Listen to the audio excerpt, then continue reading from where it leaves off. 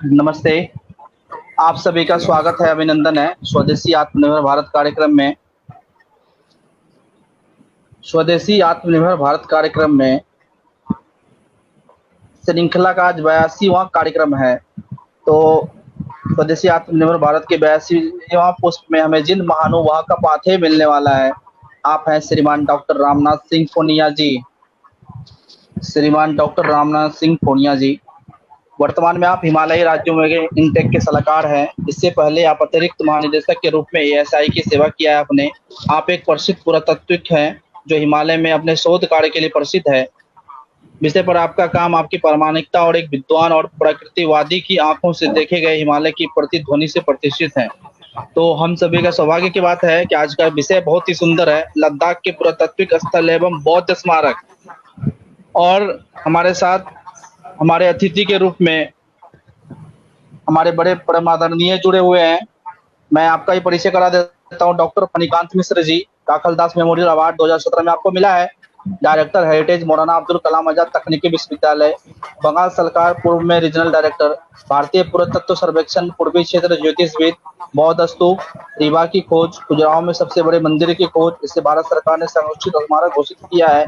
इन स्थानों पर लॉर्ड कनिंगडम भी नहीं पहुंच पाए थे। आपका जो परिचय है, मुझे लगता है कि जितना देर कार्यक्रम होगा उसका 1/4 समय सिर्फ परिचय कराने में आपका लगेगा, इतना विशाल परिचय है। मध्य प्रदेश में भोजपुर मंदिर में शिखर कार्य का संपन्न कराया। पहली बार जगन्नाथ मंदिर के गर्भगृह पुरातत्विक स्थान में काफी सारे आपके रहते हुए वहाँ पे हुआ था। तो बहुत बड़ा परिचय है। पूर्व में आपका भी कार्यक्रम यहाँ पे हुआ है और आपका आशीर्वाद, मार्गदर्शन स्वदेशी आत्मनिर्भर भारत और सभी को मिलते रहता है। तो आपका स्नेह ऐसे ही बना रहे और आगे भी आपका मार्गदर्शन मिलेगा। तो बहुत ही आज पूरी टीम की ओर से मैं धन्यवाद और हार्दिक स्वागत है आप लोगों का कि डॉक्टर फणिकांत मिश्र जी के माध्यम से आज हम लोगों को डॉक्टर रामनाथ सिंह पूनिया जी का मार्गदर्शन मिलेगा हम लोगों को। तो आज के कार्यक्रम के लिए डॉक्टर रामनाथ सिंह जी पूनिया को आमंत्रित करते हैं जी। धन्यवाद। इस वार्ता में मुझे आमंत्रित करने के लिए मैं स्वदेशी आत्मनिर्भर भारत टीम के सभी सदस्यों का आभारी हूं। कार्यक्रम के मुख्य संचालक श्री मनीष सिन्हा जी के साथ इस कार्यक्रम से जुड़े सभी श्रोताओं का मैं हार्दिक अभिनंदन करता हूं एवं मेरा नमस्कार एवं लद्दाखी में जुले। हाल ही में आपको विदित है कि स्वदेशी आत्मनिर्भर भारत के तहत केंद्र सरकार ने लद्दाख को केंद्र शासित प्रदेश का दर्जा देकर सराहनीय कार्य किया है। इसके लिए मैं अपने और संपूर्ण लद्दाख के जनता की ओर से माननीय प्रधानमंत्री जी नरेंद्र मोदी जी का हार्दिक आभार प्रकट करता हूं। इसी श्रृंखला के अंतर्गत लद्दाख पुरातात्विक स्थल व बौद्ध स्मारक पर आधारित आज के वार्ता को मैंने सही विषय समझा, क्योंकि संपूर्ण लद्दाख क्षेत्र यहाँ के पाषाणकालीन स्थलों एवं बौद्ध स्मारकों से अंकित है। यहाँ के पुरातात्विक स्थल एवं बौद्ध स्मारक प्रागैतिहासिक काल से लेकर आधुनिक समय के निरंतर इतिहास के मुख्य स्रोत के साथ साथ ज्ञान के भंडार भी हैं।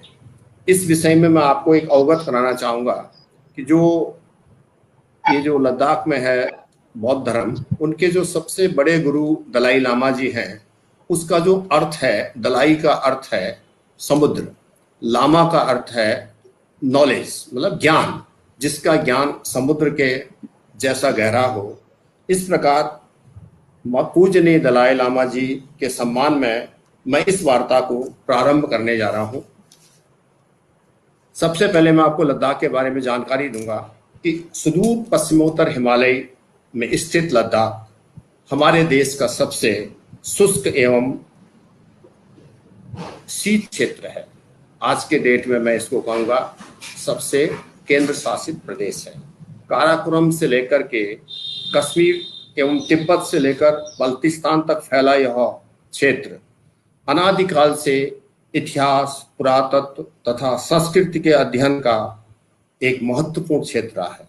प्राचीन काल से संरक्षित यहाँ के पुरातत्व स्थल, यहाँ के प्राचीन स्मारक एवं गांवों के उपयुक्त स्थानों का चयन सांस्कृतिक धरोहरों, बौद्ध स्मारकों की बनावट, नर नारियों की वेशभूषा, धार्मिक त्योहारों, सामाजिक रीति रिवाज एवं पारंपरिक व्यापार पद्धति आदि सभी पर यहाँ की भौगोलिक परिस्थिति का स्पष्ट छाप दिखाई देता है। ऐतिहासिक, सामाजिक एवं सांस्कृतिक परंपराओं से अभिभूत लद्दाख अनेकों नदियों का एक उद्गम स्थल भी है। सिंधु नदी, नुब्रा, श्योक, जंस्कार, सुरु, द्रास इत्यादि नदियां यहाँ की संस्कृति के परिप्रेक्ष्य में प्रेरणादायिनी एवं मार्गदर्शिका सिद्ध हुई हैं। इन्हीं नदियों में स्थित सुंदर घाटियां नुब्रा, चांगथंग, ले, जंस्कार, पुरी, सुरु, सोत, बटालिक, दाहानु और खलसे इत्यादि पुरातात्विक एवं ऐतिहासिक स्थलों से अंकित है। प्राचीन काल से अनेक जातियों तथा प्रजातियों के आवागमन व समागमन के फलस्वरूप इस क्षेत्र में विभिन्न सांस्कृतिक, धार्मिक एवं व्यापारिक केंद्र स्थलों का विकास हुआ। इसके साथ ही जो है यह क्षेत्र पंजाब, कश्मीर एवं हिमाचल को बल्तिस्तान, यारकंद, समरकंद, खोटान, तिब्बत एवं चीन से अपने प्राचीन मार्गों से जोड़ता है। यह प्रकृति का नियम है कि नदियों के माध्यम या दिशाओं के आधार पर हमें संस्कृति, सभ्यता एवं तीर्थ स्थलों के बारे में जानकारी मिलती है। सिंधु नदी पथ प्रदर्शक के रूप में यात्रियों को कैलाश मानसरोवर का मार्ग दिखाने के साथ साथ तिब्बत एवं मध्य एशिया के साथ व्यापार के लिए उचित मार्गों का मार्गदर्शन भी कराती है। लद्दाख के पुरावशेष एवं मानव सभ्यता की प्राचीनता को नजरअंदाज नहीं किया जा सकता। इस संदर्भ में यहाँ के प्रागैतिहासिक प्री हिस्टोरिक आर्कियोलॉजी पुरातत्व को समझना नितांत आवश्यक है। यहाँ पर इतिहास एवं पुरातत्व एक दूसरे के पूरक हैं। किसी भी तथ्यपरक ऐतिहासिक एवं सांस्कृतिक परंपरा को ढंग से स्थापित करने तथा उसके विवेचन के लिए पुरा सभ्यता का दोहन करना आवश्यक है। सूक्ष्म से सूक्ष्म प्रमाण कभी बड़े बड़े ऐतिहासिक तथ्यों के लिए पर्याप्त होते हैं।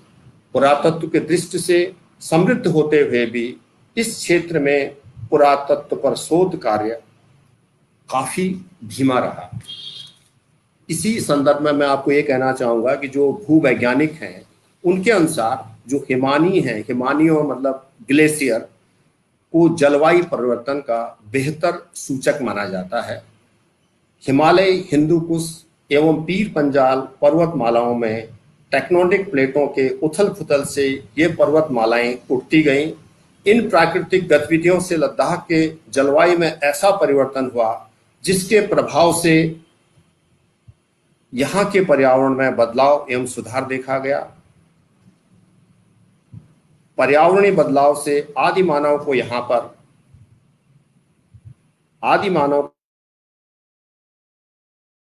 साथ साथ जीवन यापन के लिए पर्याप्त साधन उपलब्ध होने लगे, जिसके कारण आदि मानव की जीवन शैली में बदलाव होने लगा। इनका प्रमाण हमें यहाँ से प्राप्त या खोजे गए आदि मानव द्वारा निर्मित औजारों या उपकरणों में उचित बदलाव एवं सुधारों में मिलता है। यहाँ पर मैंने 1986 से लेकर के 1996 तक स्वयं मैंने इस क्षेत्र का गहराई से सर्वेक्षण किया। कुछ स्थानों पर मैंने लघु स्तर पर उत्खनन भी किया। लद्दाख के नुब्रा घाटी में हुंडर डो गुफा से पाषाणकालीन औजार एवं उपकरण मिले। हुंडर यहाँ के स्थानीय शब्द स्वांगतर का अपभ्रंश है, क्योंकि यहाँ पर मैं आपको एक बात कहूंगा कि लद्दाख में बहुत से जो प्लेस नेम है, जगहों के नाम है, वो अंग्रेजों ने अपने ढंग से दिए थे। जैसे जितने भी कारगिली है तो वो खरकिल नाम है। तो स्वांतर का जो अर्थ है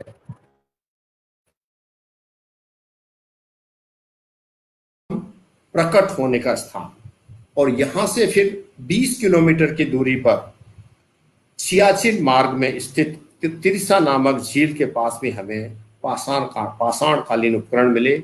इन उपकरणों में प्रमुख हैं फ्लैग टूल्स, क्लीवर, चॉपर। इनका प्रयोग संभवतः ये जो है 20,000 से 18,000 वर्ष पुराने आंके जा सकते हैं। संयोगवश यहाँ से फिर आगे 40 किलोमीटर की दूरी जो सासरला है, जो आपको यारकंद को भेजता है, वहां पर तुलिंग बुटिंग ला पे कुछ हमें संकेत मिले पाषाण कालीन के, और 2017 में वहां पर छोटे स्तर पर वहां पर एक खुदाई किया गया, और जिस खुदाई से वहां पर माइक्रोलिथिक जो है परंपरा के उपकरण मिले। इनकी जो कार्बन डेटिंग है वो करीबन 12,000 से 1980 में जो है Wadia institute of Himalayan geology Dehradun एवं Birbal Sahni institute of palaeo science Lucknow के वैज्ञानिकों द्वारा लेह से करीबन 100 किलोमीटर की दूरी गायक नाम पे जगह पे एक गुफा था, प्राचीन गुफा से उन्हें कुछ कार्बन सैंपल्स, हड्डियां जो भी मिले होंगे, उनका जो जब उन्होंने अध्ययन किया, कार्बन डेटिंग किया, तो उसका उन्हें जो है जो डेट मिला वो 6,700 साल पुराने मिले। 600 साल मतलब 4,000 बीसी के टाइम पर, जिसे हड़प्पा कालीन या नवपाषाण कालीन के समाकालीन माना जा सकता है।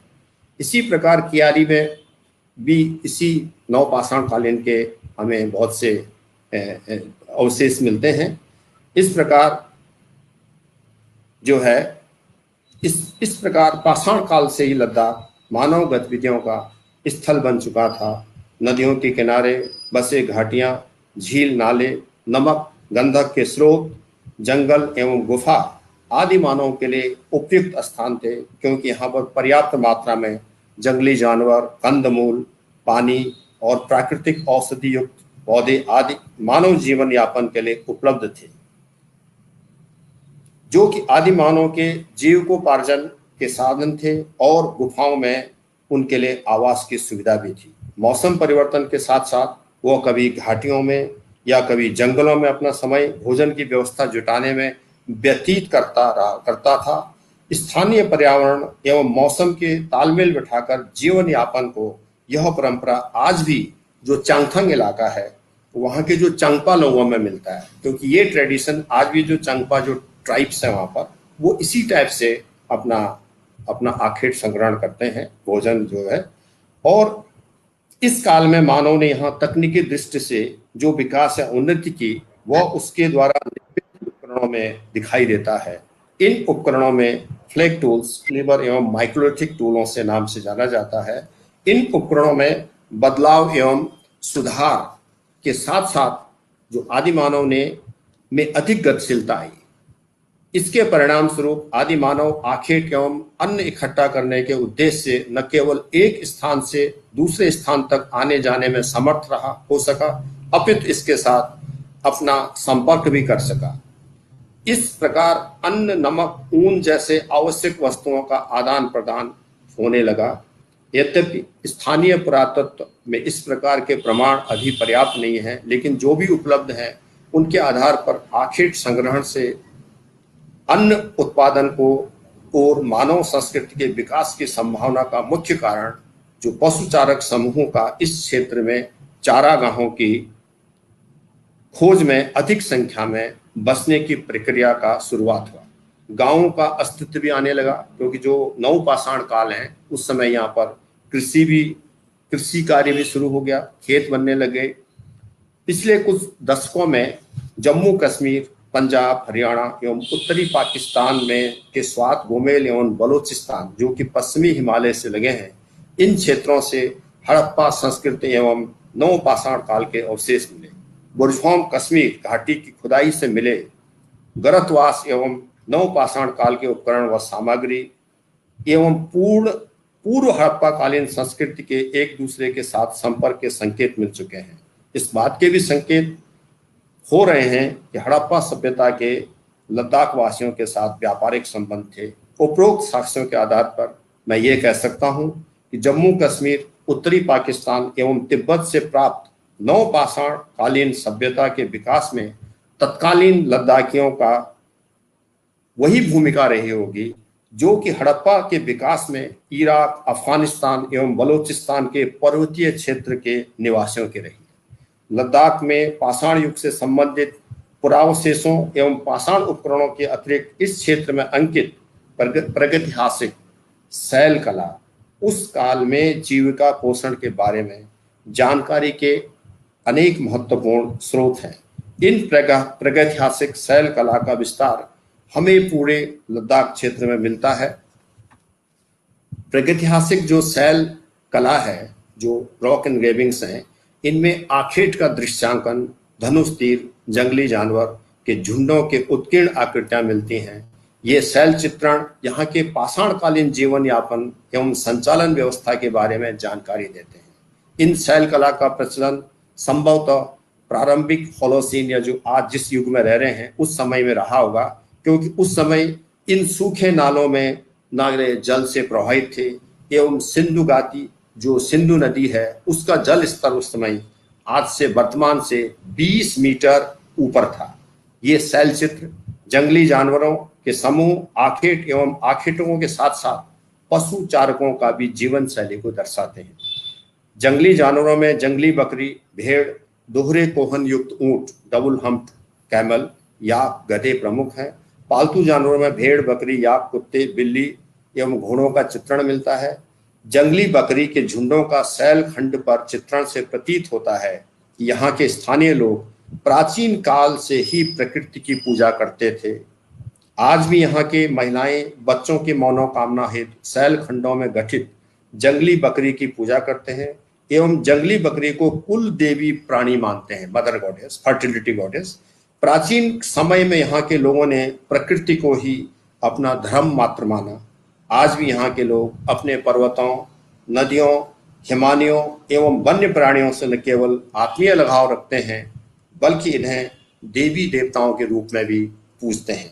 पाषाण काल से प्रचलित यहाँ के शैल कला की विशेषताओं को ध्यान में रखते हुए इनका अध्ययन स्थानीय भौगोलिक वातावरण के साथ साथ मध्य एशिया के व्यापक परिप्रेक्ष्य में करना आवश्यक है। पहली विशेषता जो ये रॉक एनग्रेविंग्स हैं, ये पहली विशेषता जो है मैं ये बताऊंगा कि ये जो शैल चित्र है ये विशाल भौगोलिक क्षेत्र जो कि ट्रांस पामीर, चीन के जिंगजियांग, उत्तरी पाकिस्तान के स्वात, चिलास, काराकोरम से होते हुए बलोचिस्तान, लद्दाख, कश्मीर, हिमाचल तथा उत्तराखंड तक फैले हैं तथा इनके चित्रण, विषय एवं आकृतियां में काफी समानताएं पाई जाती हैं।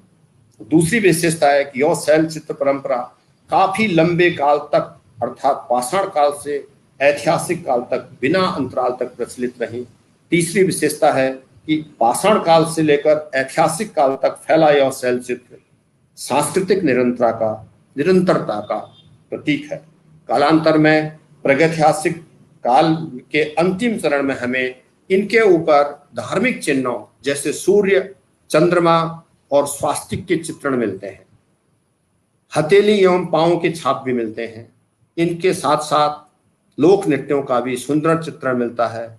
इन शैल चित्रों का संबंध प्रायः कश्मीर, बल्तिस्तान एवं लाहौल के घुमंती व्यापारू जो नोमैड थे एवं पशुचारक समूह से हो सकता है।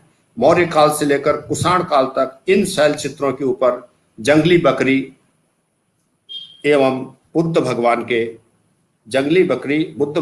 के जो हैं उसके ऊपर चोरतन स्तूप के चित्रण का समावेश मिलता है।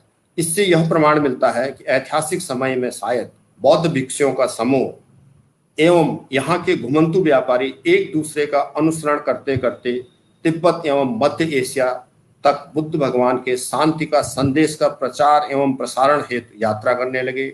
जंगली बकरी को यहाँ प्राचीन समय से बुद्ध भगवान का अवतार माना जाता है। आज भी इस प्राणी को घर पर खुशहाली का प्रतीक माना जाता है।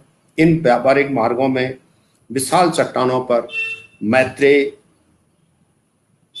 की भव्य आकृतियां उत्कीर्ण मिलती हैं। ये चट्टान कला शैली प्रायः मूलवेग, इधर जंस्कार में करछेखर, सोत, ले, नुब्रा से लेकर अफगानिस्तान में बामियान तक फैले हैं।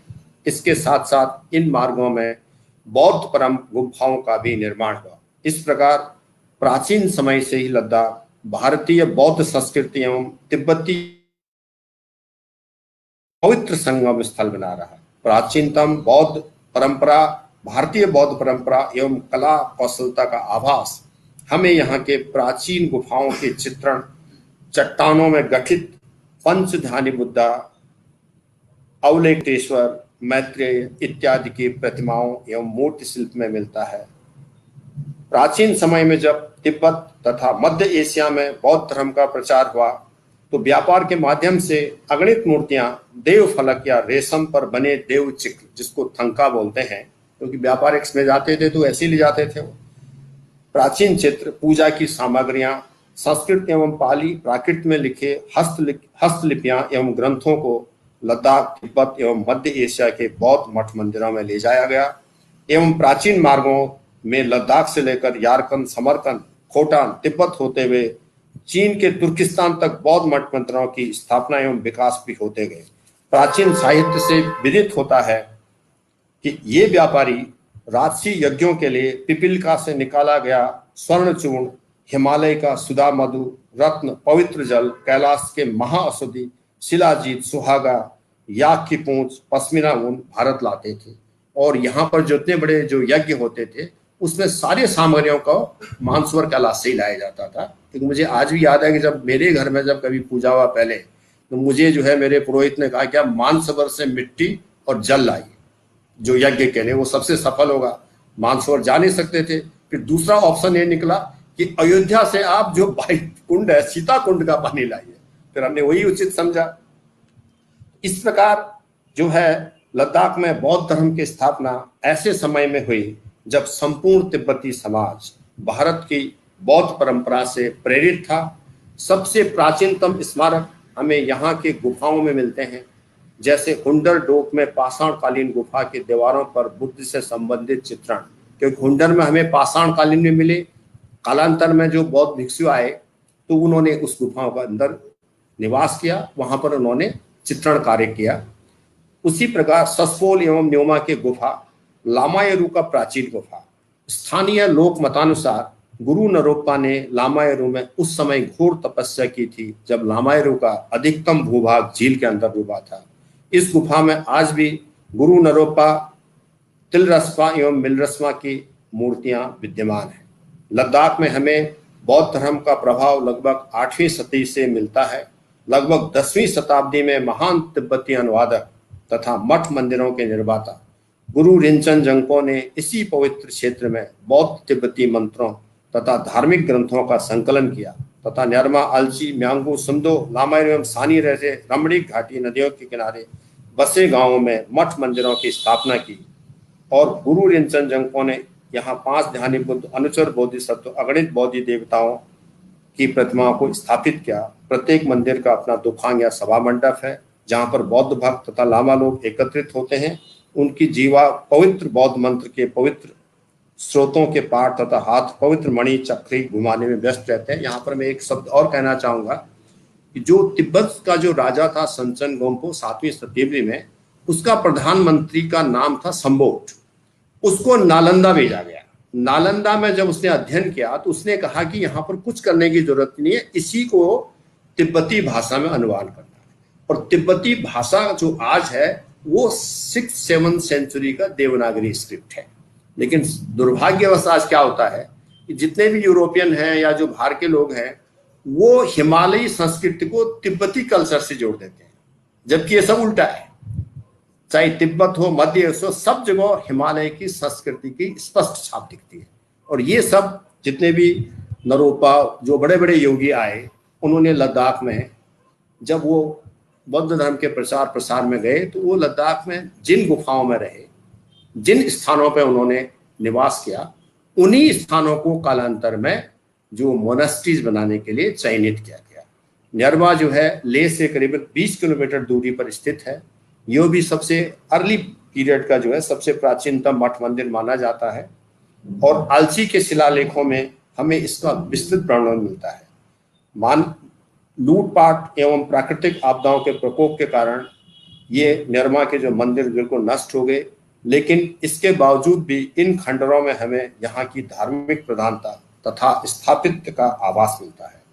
सदियों से संरक्षित आलची के बौद्ध मंदिर, जो कि लेह, जिससे बौद्ध जगत का अद्भुत आश्चर्य भी कह सकते हैं, लेह से 70 किलोमीटर की दूरी पर स्थित है। यह स्थान अपनी कला कौशलता, चित्रण एवं मूर्ति शिल्प के लिए दर्शकों एवं विद्वानों का आकर्षण का केंद्र बना है। आज विश्व के संग्रहालयों में अलची के मंदिर तथा बौद्ध चित्रों के बारे में प्रदर्शनी एवं पुस्तक प्रकाशित किए जा रहे हैं। यहाँ पर 5 मुख्य मंदिर हैं, 2 चोर्तन हैं जिनकी भित्तियां बौद्ध देवी देवताओं की प्रतिमाओं से चित्रित हैं। यहाँ का दुखांग व सभा मंडप सबसे आकर्षक ढंग से प्रदर्शित है। दूसरा मंदिर सुमसेक माना जाता है। सुमसेक इनकी जो लोकल भाषा में 3 टायर टेम्पल, सुम मीन्स 3, सेक मीन्स टायर। और ये 3 मंजिला पंक्तिबद्ध मंदिर है जिसके लकड़ी के दरवाजे एवं बरामदों में भगवान बुद्ध और अन्य प्राकृतिक मंडल संबंधी चित्र सुंदर तथा बारीकी से चित्रित किए गए हैं। और यहाँ पर हमें कश्मीरी शैली का बहुत ज्यादा आभास मिलता है। शायद में उस टाइम जो कश्मीर के जो आर्टिस्ट थे वो यहाँ पर आ गए, उन्होंने यहाँ पर अपना काम किया। जो ट्रिफाइल आर्ट्स मिलता है कश्मीर का,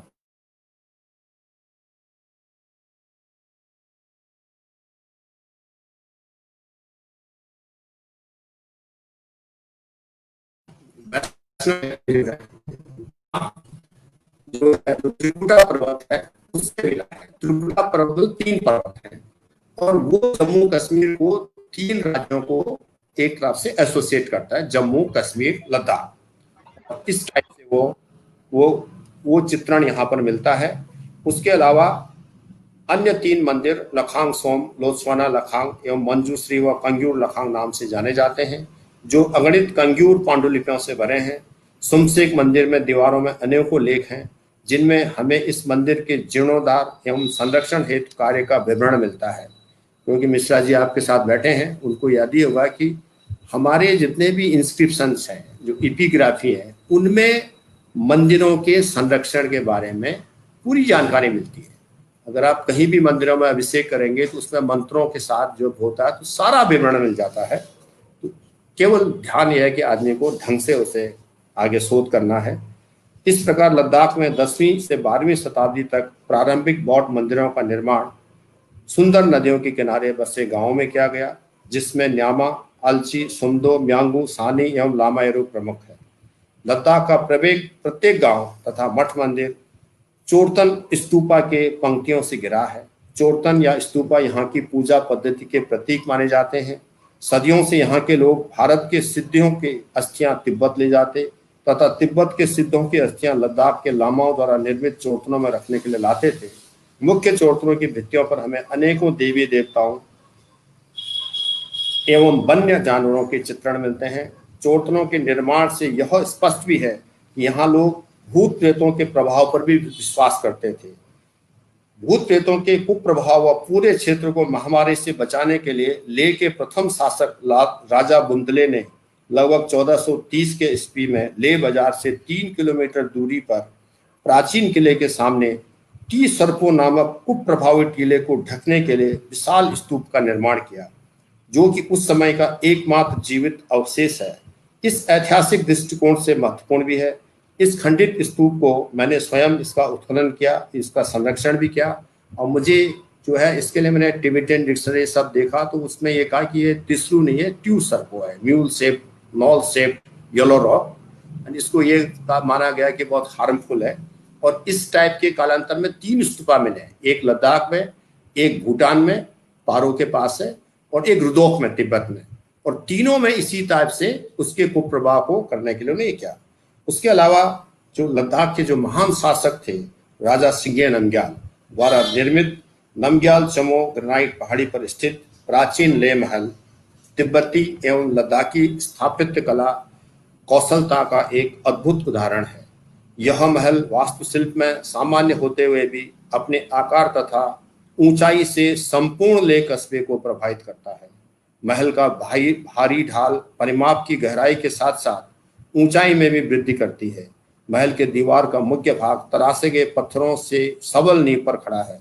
ऊपरी भाग स्थानीय मिट्टी के ईंटों से निर्मित तथा 9 मंजिला ऊंचा है, जो कि तत्कालीन जो है लद्दाखी वास्तुकला का नमूना है। इस प्रकार लेह महल की तुलना लासा के 5वें दलाई लामा द्वारा निर्मित पोटाला महल से की जा सकती है।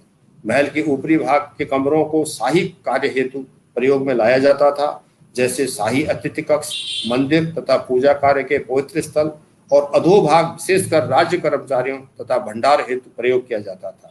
महल की ड्योढ़ी का मुख्य द्वार तिब्बती वास्तुकला की काष्ठ उत्कीर्ण चित्रकारी से अलंकृत है।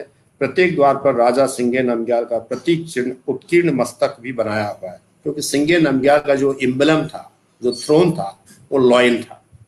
उसका नाम भी सिंगिया है, क्योंकि इसके बारे में एक रोचक कथा है, वो मैं किसी और टाइम बताऊं, बहुत लंबा है, उसमें इंस्क्रिप्शन मिलते हैं। इस प्रकार लद्दाख के स्मारकों, मठ मंदिरों की बनावट, चित्रकला तथा वास्तुकला में हमें कश्मीरी, पहाड़ी तथा तिब्बती कला कौशल का प्रभाव मिलता है। 15वीं शताब्दी में कश्मीर पर पूर्ण मुगल आधिपत्य के फलस्वरूप कश्मीरी बौद्ध भिक्षुओं, चित्रकारों तथा शिल्पकारों ने लद्दाख के मठ मंदिरों में स्थानीय शासकों के अंतर्गत शरण लिया। व्यापार के माध्यम से ही मूर्तियां तथा चित्रकलाओं का आपस में आदान प्रदान होता था। 14वीं शताब्दी के आसपास यहाँ के मठ मंदिर भारी आक्रमणों से खंडर बन गए। फलस्वरूप इसके तुरंत पश्चात लगभग 15वीं शताब्दी के बने स्मारकों, मंदिरों के स्थानों की स्थिति पूर्व में निर्मित मंदिरों से भिन्न है। इन मंदिरों में तिब्बती बौद्ध पद्धति का पूरा प्रभाव मिलता है। इन मंदिरों व स्मारकों को किलों के आकार के चट्टानों की चोटियों पर स्पितुक, लिकीर, थिक्से, फ्यांग, स्तातना, हेमिस, कारछे, तोंगदे, खुक्तल, हुंडर, सुमयूर आदि गांवों में निर्मित किया गया। हेमिस लद्दाख का सबसे महत्वपूर्ण तथा बहुमूल्य मंदिर माना जाता है। यहाँ पर लासा के 10वीं-11वीं शताब्दी के मठ मंदिरों की दुर्लभ मूर्तियां सुरक्षित रखी गई है। सबसे जो है बड़ा गुरु पद्म संभव का थंका पेंटिंग, लगभग 45 मीटर लंबा देव फलक थंका यहाँ के जून के महीने के आयोजित धार्मिक महोत्सव में प्रदर्शित किया जाता है। और इसमें मैं ये भी कहना चाहूंगा कि यहाँ के जो मंदिर हैं, मठ हैं, जो मोनास्ट्री हैं, वो 7वीं शताब्दी के भी हो सकते हैं, 12वीं 15वीं के भी हुए हैं, 18वीं के भी हैं, लेकिन उनके अंदर जो मूर्तियां हैं, जो कांस्य, जो और भी हैं, सेमी प्रीशियस स्टोन जो भी हैं, वो सब लासा से निर्मित 11वीं सेंचुरी के हैं, 11वीं 12वीं शताब्दी के हैं और बहुत ही दुर्लभ हैं। इस प्रकार पुरातात्विक स्थल एवं बौद्ध स्मारक प्रागैतिहासिक काल से लेकर आधुनिक समय के इतिहास के मुख्य स्रोत एवं ज्ञान के भंडार हैं। तिब्बत पर चीनी साम्यवादी सरकार के अधिकार के बाद लद्दाख की आर्थिक तथा धार्मिक स्थिति बदलती जा रही है। लासा में तिब्बती बौद्ध शिक्षा संस्थाओं के बंद होने के बावजूद भी लद्दाख के मठ मंदिर, जो कि भारतीय तथा तिब्बती बौद्ध संस्कृति, कला, कौशलता के बहुमूल्य भंडार माने जाते हैं, यहाँ के लामाओं की प्रबंध निपुणता में फलते जा रहे हैं। कृषि से निर्वाह तथा पशुचारण की सीमित सुविधा होने के बावजूद भी धनी निर्धनी सभी मंदिरों में श्रद्धा और भक्ति से भेंट अर्पित करते हैं। सदियों से संरक्षित इन ऐतिहासिक स्थलों एवं स्मारकों के प्राकृतिक परंपरागत संरक्षण व्यवस्था को जारी रखने की आज ज्यादा आवश्यकता है। आज भी लद्दाख अपने जमीन के अंदर कितने पौराणिक तथ्यों को संजोए हुए है, इस विषय पर शोध कार्य अपेक्षित है। और इसी के साथ मैं आज देशवासियों से, सभी वर्ग के लोगों से यही आग्रह करूंगा कि आप जो हैं लद्दाख को आत्मनिर्भर बनाने में जितना भी सहयोग कर सकें, निस्वार्थ ढंग से अपना सहयोग करते रहें। धन्यवाद।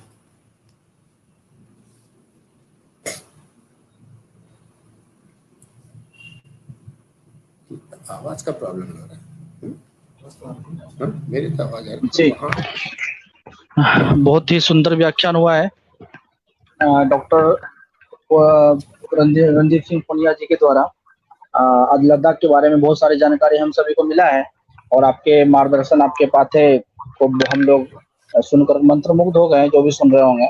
और हमारे साथ में डॉक्टर फणिकांत मिश्र जी भी जुड़े हुए हैं, मैं मुख्य अतिथि के रूप में। तो मैं आज आपको भी आमंत्रित करूंगा और ज्यादा समय तो नहीं है, इतने प्रबुद्ध लोग जब जुड़ते हैं तो उनको सुनने की ख्वाहिश होती है।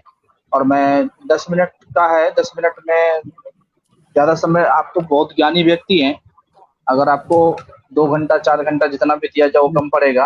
तो 10 मिनट में थोड़ा सा हम लोगों का कुछ मार्गदर्शन करें आप।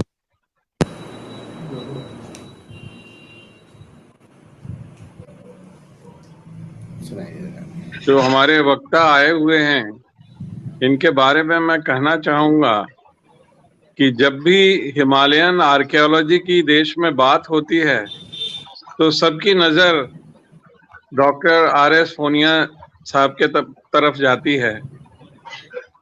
Doctor R S. फोनिया साहब बहुत ही माने हुए विद्वान और पुरातत्ववेत्ता हैं, जिन्होंने खास के हिमालयन रेंज में बहुत पुरातत्वीय शोध और कार्य किए हैं। ये बहुत ही अग्रिम श्रेणी के विद्वान हमारे देश के पुरातत्व की फील्ड में हैं और ज्यादातर ये जम्मू कश्मीर और इस एरिया में पोस्टेड भी रहे हैं। इसके अलावा ये हमारे भारतीय पुरातत्व सर्वेक्षण के विभिन्न बड़े बड़े सर्किलों के भी अधीक्षण पुरातत्वविद रहे हैं और अभी भारत सरकार ने इनको एक बहुत बड़ा कार्य दिया है, जो वो अभी वर्तमान में अपने रिटायरमेंट के बाद कर रहे हैं। वो है बुर्ज़होम, जो कि बहुत ही पुरानी साइट थी और 1939 में जिसकी खुदाई की गई थी, उसके रिपोर्ट लिखने का कार्य। ये कार्य बहुत ही क्लिष्ट कार्य है, क्योंकि खुदाई करता ये नहीं थे, लेकिन इनको भार दिया गया है कि उसकी रिपोर्ट प्रकाशित करें और बड़े ही निष्पक्ष भाव से ये उसकी रिपोर्ट लिख रहे हैं, जहां पर हमें नियोलिथिक टाइम के अवशेष मिले हैं, जहां हमें मेगालिथ टाइम के अवशेष मिले हैं, जहां हमें हिस्टोरिक पीरियड के अवशेष मिले हैं। फोनिया साहब ने बहुत ही अच्छा हम लोगों को अपना भाषण दिया, हम लोगों को ज्ञानवर्धन किया, जिसमें उन्होंने पूरे अच्छी तरह बताया कि कैसे लद्दाख और उस हिमालयन ट्रेन में संस्कृति का प्रचार प्रसार कैसे स्थापित हुआ, संस्कृति वहाँ कैसे बढ़ी, जहाँ प्रागैतिहासिक काल से लेके मध्य युगीन काल तक के अवशेष प्राप्त हुए हैं। इनका विशेष कार्य और विशेष जो इन्होंने अपने इस उद्घोषणा में भाषण में बताया, वो ये था कि जितने भी मोनास्ट्रीज हैं वहाँ, ठीक है मोनास्ट्रीज तो 18वीं 17वीं शताब्दी के स्थापित हैं, लेकिन उसमें जो प्राप्त मूर्तियां हैं वो बहुत ही महत्वपूर्ण हैं और उनकी तिथि 11वीं और 12वीं शताब्दी है। बौद्ध का प्रसार कैसे उस ट्रेन में हुआ, बौद्ध धर्म कैसे आया, किस तरह से उसका उन्नति हुई, किस तरह से उसमें नए नए चीज पता चली, जिस पर इन्होंने अपने इस भाषण में बहुत ही सूक्ष्म रूप से हम लोगों को बताया। इन्होंने वहाँ की पुरा संपदा को कैसे संरक्षित किया जाए और कितनी आवश्यकता है उसके संरक्षण की, इस पर काफी जोर दिया। और आज हम पुरातत्ववेत्ताओं को, हम आर्कियोलॉजिस्ट और कंजर्वेटर्स का यह दायित्व बन जाता है कि हम उस क्षेत्र के जो पुरावशेष हैं उसको संरक्षित करें, उसको हम एक टूरिज्म बेस्ट स्पॉट बनाएं और टूरिस्ट सेंटर बनाएं, क्योंकि लद्दाख और कश्मीर वैली और हिमालयन टेरेन जो है वो आज भी उतना विकसित नहीं हो पाया है जितना विकसित होना चाहिए था।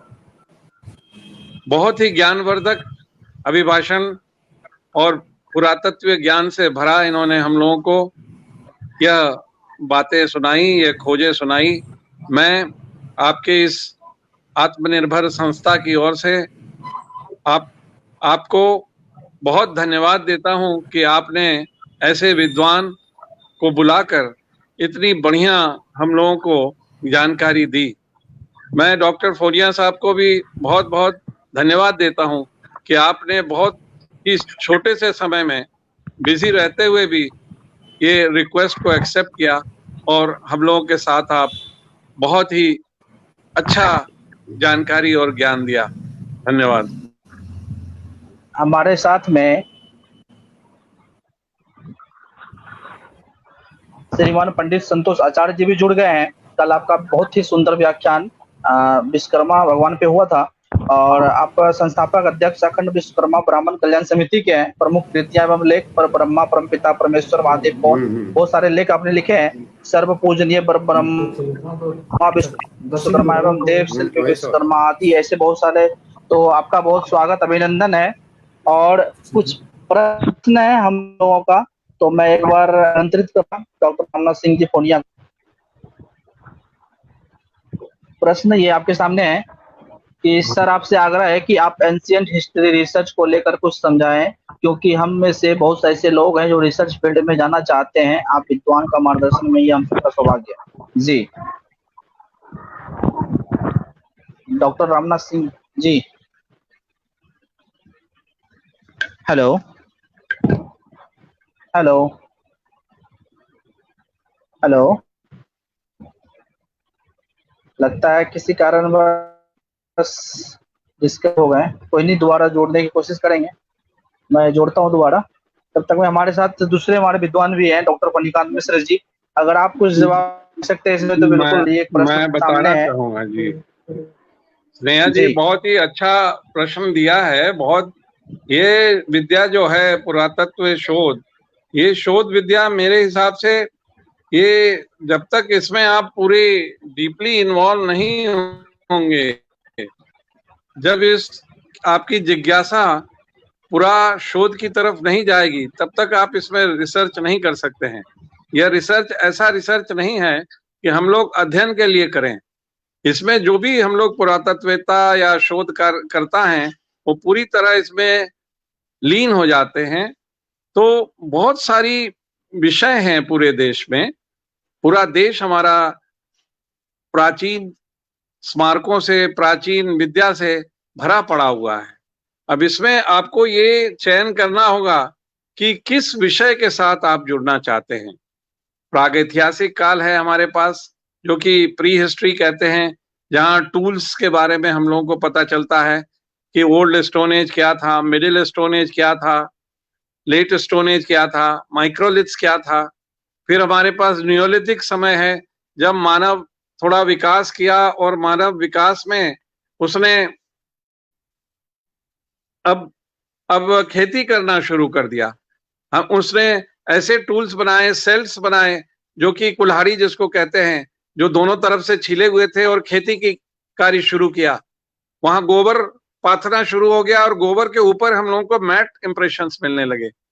तो इस पर अगर आपको बहुत ज्यादा रुचि है तो इस पे शोध किया जा सकता है। अभी भी इन विषयों पे देश में शोध की बहुत सीमा पड़ी हुई है। जिस तरफ विद्वान लोग नहीं जा पाए हैं या गए भी हैं तो उतने ज्यादा नहीं गए हैं।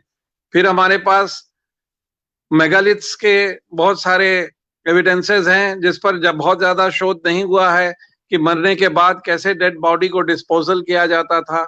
हमारे पास चालकोलिथिक पीरियड के एविडेंसेस हैं। अभी हम लोग हड़प्पा कालीन अवशेषों का भी बहुत सारी जानकारियां नहीं प्राप्त कर पाए हैं। तो मेरे कहने का मतलब ये है कि आपकी रुचि किस तरफ है, उस विद्या में आप जाएं, और इसके शोध के लिए विभिन्न संस्थान हैं देश में। भारतीय पुरातत्व सर्वेक्षण है, राज्य सरकार के पुरातत्व विभाग हैं, बहुत सारी यूनिवर्सिटीज हैं जहां से शोध का कार्य के लिए रजिस्ट्रेशन आदि किया जाता है। अब तो आईआईटीज जितने हैं वहां भी इस तरह के शोध कार्य के लिए बहुत ही जिज्ञासु लोग जा रहे हैं और वो लोग शोध कर रहे हैं। तो ये अवश्य हम चाहेंगे कि विद्वत मंडली, विद्यार्थी और गणमान्य लोग इसमें आएं और शोध कार्य को बढ़ाएं। जी हमारे साथ विशाल जी जुड़े हुए हैं। विशाल जी आपका बहुत स्वागत, अभिनंदन है। आप अपना प्रश्न पूछ सकते हैं। जी विशाल जी। रामनाथ सिंह फोनिया जी से भी जस्ट बात हुई है, वो जुड़ने की कोशिश कर रहे हैं, नेटवर्क की समस्या चल रही है। तो विशाल जी अपना जी प्रश्न आप पूछें। बताइए जी बताइए। धन्यवाद मनीष जी। फणिकांत मिश्र जी को मेरा प्रणाम है। शुभ आशीर्वाद। सर जी मेरा सर प्रश्न है कि एंशिएंट हिस्ट्री में जैसे कि अभी और भी रिसर्च की आवश्यकता है, क्योंकि बहुत सारे हमारा जो कल्चर है एंशिएंट हिस्ट्री से हमारा जुड़ा हुआ है, तो उसमें रिसर्च की आवश्यकता है। और अभी एक किसी ने प्रश्न किया, वही मेरा प्रश्न है कि ऐसा एंशिएंट हिस्ट्री में किस प्रकार से हो शोध को और आगे बढ़ाया जाए, ये स्टूडेंट को इसमें और कैसे प्रेरणा मिले जिससे कि और भी एंशिएंट हिस्ट्री को ब्रॉड किया जा सके और इसको आगे तक रिसर्च, क्योंकि एंशिएंट हिस्ट्री हमारा बहुत ही अभी और उसमें मुझे लगता है कि रिसर्च की आवश्यकता है। तो इस किस प्रकार से इसमें आगे बढ़ा जाए, क्योंकि मैं भी एक हिस्ट्री का ही छात्र हूँ और एंशिएंट हिस्ट्री में मेरा खुद इंटरेस्ट रहा है, तो इसमें किस प्रकार से थोड़ा सा आपका सुझाव चाहिए था आगे बढ़ने मैं में। आपको जी, वही धन्यवाद। चीज बताऊंगा विकास जी कि इसमें हम लोग बहुत भाग्यशाली हैं कि हमारा देश प्राचीन पुरा संपदाओं से भरा पड़ा हुआ है।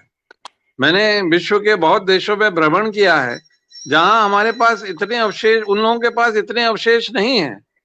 और आज विदेशी लोग हम लोगों की इतनी इज्जत करते हैं, वो ये सोचते हैं कि ये बड़े प्राचीन सभ्यता के लोग हैं, जहां बहुत प्राचीन कल्चर विराजमान है और वहां से ये आए हैं। हमारी संपदा का अभी शोध हम समझते हैं कि बहुत कार्य शोध का पड़ा हुआ है, इस पर बहुत कार्य किया जा सकता है। इसके लिए जैसा कि मैंने बताया कि यूनिवर्सिटीज हैं, आपको स्टेट डिपार्टमेंट ऑफ आर्कियोलॉजी है, आपको भारतीय पुरातत्व सर्वेक्षण है, अब तो आईआईटी में भी बहुत सारे विद्यार्थी, बहुत सारे जिज्ञासु, बहुत सारे वैज्ञानिक लोग पुरातत्व की जो भी विषय आप चूज करें उस पर शोध करने हेतु तो आपको अनुदान भी देते हैं, आपको सारी सहायता देते हैं और वहां से शोध किया जा सकता है। सारे राज्य सरकार जितने हैं उन लोगों ने भी इस पर विशेष रूप से ध्यान दिया हुआ है कि किस तरह से नए नए शोध विद्यार्थी इस क्षेत्र में आए और विषय जो शोध विद्यार्थी चुनना चाहते हैं वो विषय भी बहुत ही पुरातत्व की फील्ड में बहुत ही लाभकारी विषय हैं, जिससे समाज को, जिससे ज्ञान को और विज्ञान को बहुत लाभ प्रदान हो सकता है। अतः मैं तो जितने भी पुरातत्व के छात्र हैं, पुरातत्व के नए जनरेशन हैं, उनसे ये आग्रह करूंगा कि वो लोग जितना भी शोध कार्य में लीन हो सके, तो इस विषय में जो कमी आई हुई है, बहुत सारे जानकारियां, बहुत सारी शोध अभी समाप्त नहीं हो पाई है, वह एक अग्रिम श्रेणी में आके रहेगा।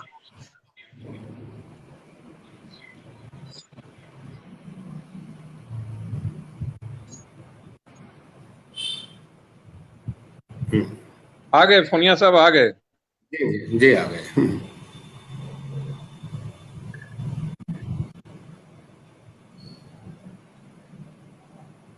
और कोई प्रश्न पूछने वाले हैं तो बताइए। फोनिया साहब भी आ गए हैं। जी पुनः आपका स्वागत और आभार डॉक्टर रामनाथ सिंह फोनिया जी। नेटवर्क समस्या से आप डिस्कनेक्ट हो गए थे, आप फिर जुड़े हैं, पूरी टीम की ओर से आपका स्वागत आभार। आलोक जी हमारे साथ जुड़े हुए। आलोक जी आपका स्वागत, अभिनंदन है। आपका जो प्रश्न है आप पूछ सकते हैं डॉक्टर रामनाथ सिंह जी से।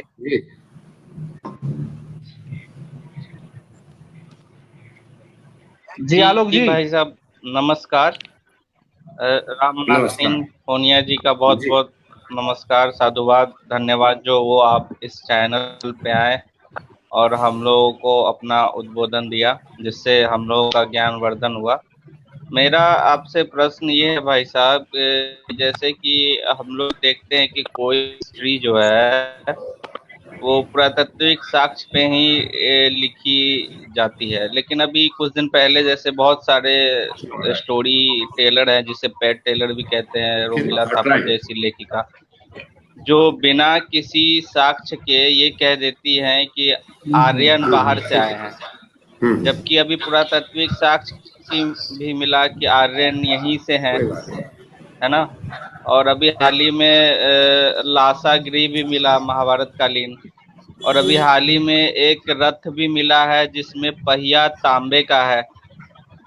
तो ऐसा कैसे संभव है कि ऐसे पेड स्टोरी टेलर को रोका जा सके और लेखन के क्षेत्र में बिना पुरातात्विक साक्ष्य का बुक ही ना छपे, या इन जैसे लोगों को कैसे रोका जा सकता है? यही मेरा आपसे प्रश्न है।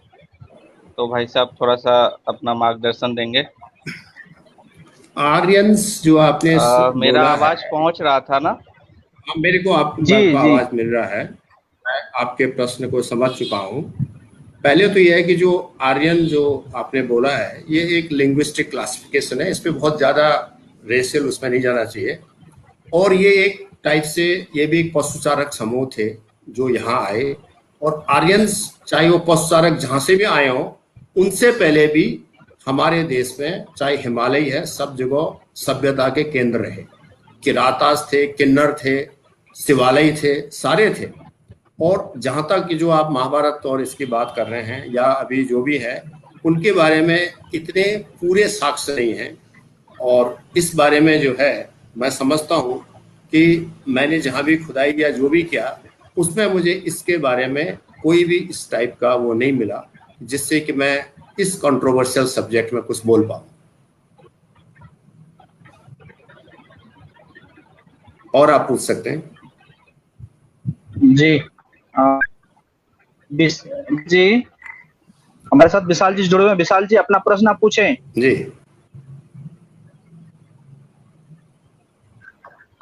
विशाल जी, आप अपना प्रश्न पूछ सकते हैं। जी जी, धन्यवाद मनीष जी। आज के अतिथि रामनाथ सिंह फोबिया जी को मेरा नमस्ते है। सर से मेरा एक प्रश्न है कि एंशिएंट हिस्ट्री में जैसे बुद्धिस्ट सुंग वंश को लेके कॉन्ट्राडिक्ट देखने को मिलता है कि जैसे कि ऐसा माना जाता है कि सुंग वंश ने बुद्धिस्ट को खत्म करने का प्रयास किया, जबकि देखते हैं कि कई जगह सुंग वंश ने उनको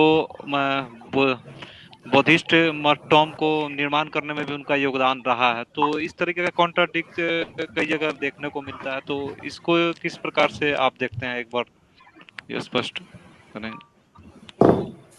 इस बारे में तो खैर मुझे इतनी जानकारी नहीं है जो आप कह रहे हैं कि ये हुआ, लेकिन बेसिकली बुद्धिज्म का प्रभाव भारत में बहुत ज़्यादा विकसित हो रहा था और 4वीं शताब्दी से ये लगभग कम हुआ।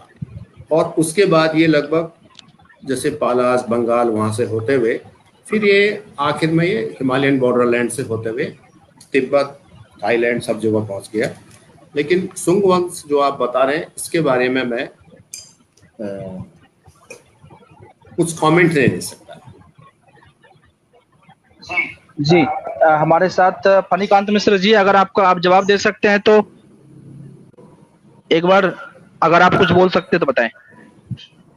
बिल्कुल सही कह रहे हैं। मैं तो आपको ये भी प्रमाणित करना चाहूंगा कि जब शैव काल शंकराचार्य जब आए हैं और शैव धर्म, वैष्णव धर्म और शाक्त तीनों धर्म देश में चली है जब 6वीं 7वीं शताब्दी में, तो हम लोगों के पास इतने प्रमाण मिले हुए हैं कि उस धर्म के साथ साथ बौद्ध धर्म को भी हम लोगों ने चलने दिया है। कहीं उसको हम लोगों ने किसी तरह की क्षति नहीं पहुंचाई है। मैं आपको ये बताना चाहूंगा कि शंकराचार्य ने जब 4 पीठ स्थापित किया और उसके बाद जब वो पशुपतिनाथ मंदिर नेपाल में जो शिव मंदिर था, वहां जब शंकराचार्य गए तो उसके मुख्य पुजारी उन्होंने एक बौद्ध धर्म के अनुयायी को नियुक्त किया। तो एक समय ऐसा आया जब सारे धर्म साथ साथ चल रहे थे, बौद्ध धर्म को कहीं भी हम लोगों ने क्षति नहीं पहुंचाई। और आपका प्रश्न जो है, शुंग काल में कुछ समय के लिए हो सकता है कुछ विवाद हुआ हो, कहीं कहीं ऐसे रेफरेंसेस मिलते हैं, लेकिन ऐसा नहीं कि उसके बाद बौद्ध धर्म समाप्त हो गया। बौद्ध धर्म चलता रहा।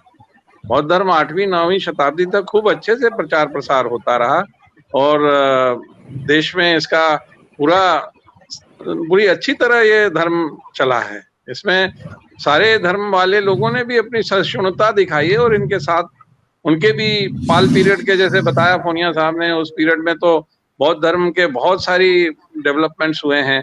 बहुत सारी मूर्तियां अभी भी हम लोगों को मिलती हैं जो बौद्ध कालीन मूर्ति हैं, जो बहुत शानदार मूर्तियां बनी हैं। हम लोगों को बहुत सारे मोनास्ट्रीज मिलते हैं। अभी बंगाल में तो उस 5वीं 6वीं 7वीं शताब्दी के बहुत सारे हम लोगों को स्तूप दिखने में आए हैं, मोनास्ट्रीज देखने में आए हैं। तो ऐसा नहीं है, कुछ थोड़े से समय के लिए जरूर कुछ विवाद रहा है।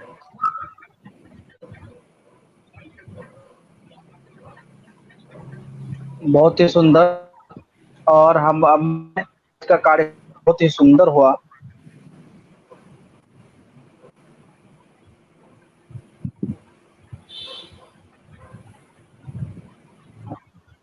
डॉक्टर रामनाथ सिंह फोनिया जी द्वारा बहुत ही सुंदर और अद्भुत कार्यक्रम। संगठन के पूरी टीम की ओर से आपका धन्यवाद। और इस कार्यक्रम में जितने भी बंधु जुड़े हुए, आपका भी स्वागत, आभार है। और आज के इतने सुंदर पाठ्य के लिए हम डॉक्टर मिश्र जी हैं, क्योंकि आपका आशीर्वाद, श्रद्धा मिलते रहता है, जिनकी वजह से इतने सुंदर वक्ताओं को आपने संपर्क कराया, तो आपका भी बहुत धन्यवाद। आज धन्यवाद पंडित आमंत्रित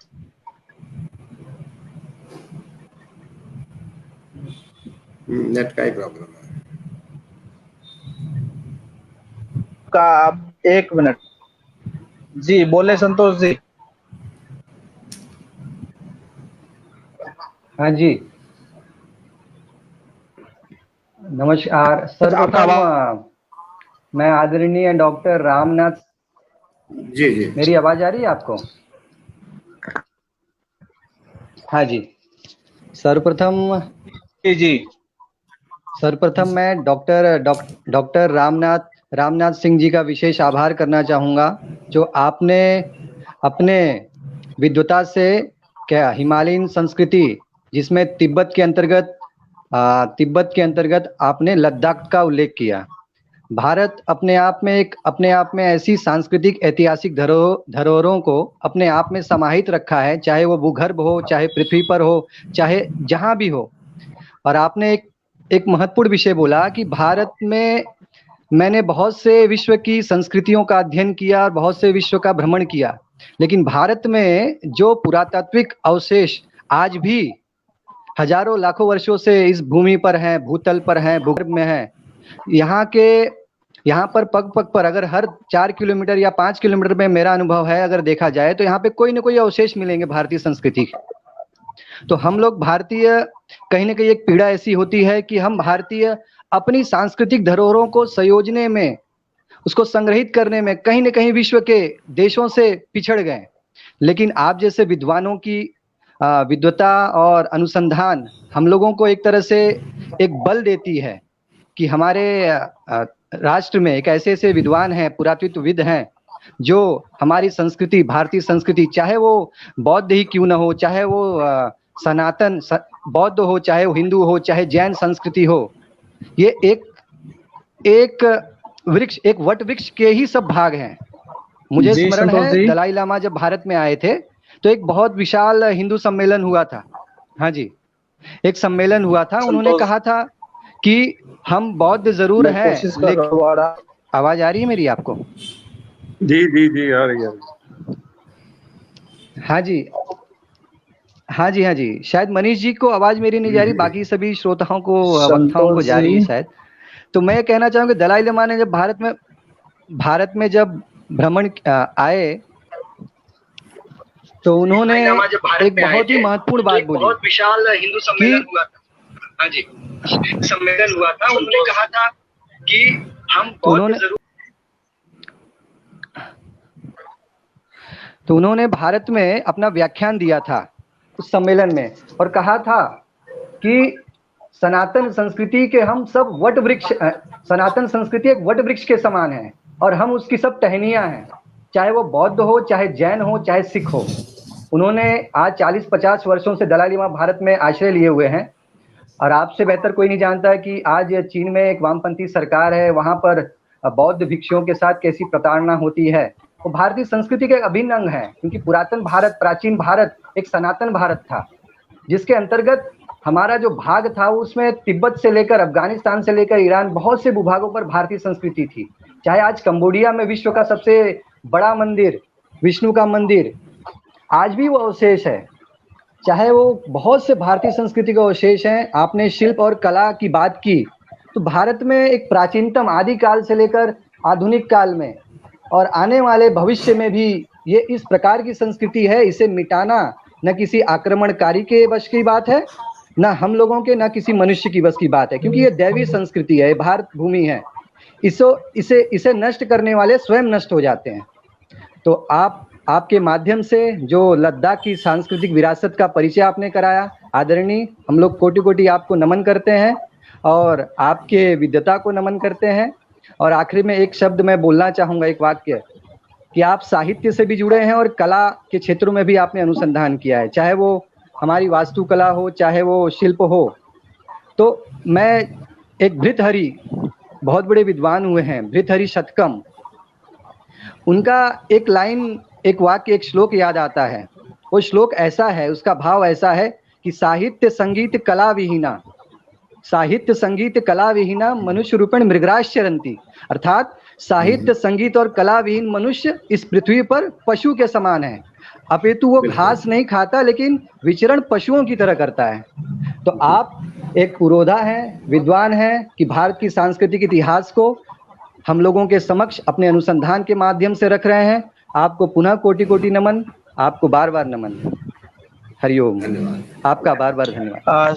इस पूरे टीम की ओर से आचार्य संतोष जी का पुनः आभार कि एक बात, कल आपका बहुत सुंदर व्याख्यान हुआ है, अब पुनः आपसे निवेदन करने पर आपने समय दिया है। ये पूरी टीम की ओर से स्वागत अभिनंदन, और सभी अतिथियों का स्वागत अभिनंदन। आप सभी का स्नेह ऐसे ही बना रहे हैं पूरी टीम की ओर से। धन्यवाद। धन्यवाद।